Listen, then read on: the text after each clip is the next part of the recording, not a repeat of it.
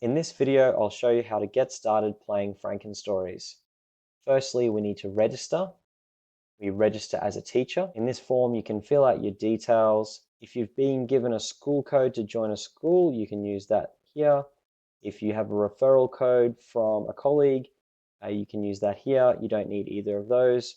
Accept the terms and conditions and create your account. You'll receive an email which will direct you to what to do next. If you've got a spam filter, remember to check your spam account. My account has now been created. So what I've done by creating my account is I've established a 30-day free trial of all the Frankenstories Pro features. So you'll get full access to the site for 30 days. I'll start by creating a game. This has brought us to the prompt wizard. We're given a few things automatically here. I have some text that is a worded text. I can change that. That's a free text field. I can re-roll the text if I want to see what other options there are. I can also select a category. I can do the same with the image. So I can re-roll to get another random image. I can go back to a previous image. Again, I can select a category. Those same categories are mirrored in the image gallery. I can select an image from the gallery here. This allows you to scroll so you can find an image that suits. Pick this one for the moment. Now we've set our basic prompt, we can use the quick start button if we want to get started straight away, but I want to show you more.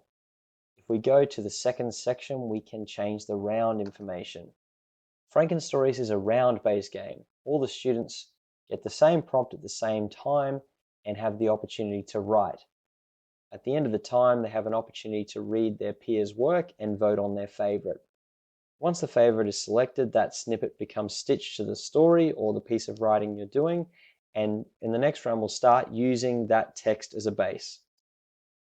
I can change the number of rounds, and you can see that there is an estimated time for the game.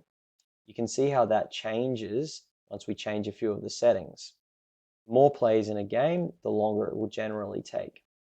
We can also include round instructions. So I'll type in a few round instructions and you can be as detailed as you like. Now we have some round instructions. I will go to the third stage, settings. Settings allows you to customize time and a few other things. So we can see the character limit. We can change that from the default. Give the students more space to write. The writing timer will determine how long the students have to write per round. The voting timer is how much time they have to read their peers' snippets, and they can then vote on those snippets. The voting replies refers to how many of their peers' snippets they will get to see for voting. The more voting replies each student receives, the more time they're going to need to be able to read them all and make a selection. There's a range of other admin options, which I'll go through in a later video. You can see there's even more options if we expand the box. What we're doing here is we're creating a template for use. I do want to name it so it's easier to find later on, and I will create my template. Here we have two options. I can go quickly and play a casual game, or I can assign my game.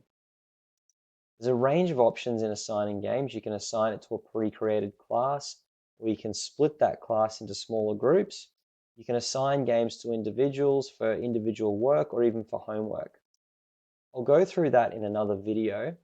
You can also edit your template and share your template with your colleagues. But for now, what I'll do is show you the casual game. We're here in the game lobby. We're just about ready to go. You've been given your game code. What you need to do is share that with your students. You can do that, either write it up on the board or send it out in an email, and then they can join the game. What I'll do is I'll show you what the student sees. Here I am on the Frankenstories homepage. Students can create accounts by registering, or you can, as a teacher, create an account for them. Just for getting started, I won't show you that. We'll show you that in a different video. We'll start by using the enter game code. Find game. So now the student has entered the game. They get to select their avatar, and you can see my students entered here. We can see a couple of students have joined. You can join the game as well by clicking the Join Game button. You can see we've got a couple of players, including myself here, and we're ready to go. So we hit the Start Game button. We're just prompting. This is what the students are seeing. They've now been given the prompt. The countdown timer is ready to go, and we're about to start.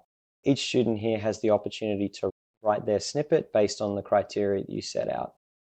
This is an example of what a student will see. They've written a snippet, and they can save that reply. And this is an example of what the moderator will see, the range of snippets that have come through. So you can see the writing round is complete now. And as a student, I'm getting to see what my peers have written, and I can vote on my favorite. Both these snippets look pretty good. I will vote for the first one. The voting has been completed and the votes are in. So this snippet won with 2 votes. So now that snippet will be stitched to the story, and the students can continue the story from this piece of work. This game will now continue for a few rounds until we have our completed piece of work. That's a quick example of how you can get started playing Frankenstories.